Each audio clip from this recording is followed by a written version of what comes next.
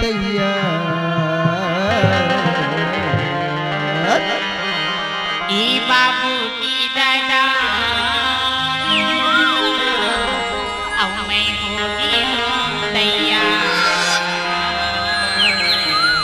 सही श्रीमान से तैयार हो गए इसको सही जी तब बैला गाड़ी में बैठ के जाके तैयारी करबो। चलना था चलिए शुरू हो जा। चलना ये नो निकेता तय हो जा तैयार, हो जा तैयार, हो जा तैयार।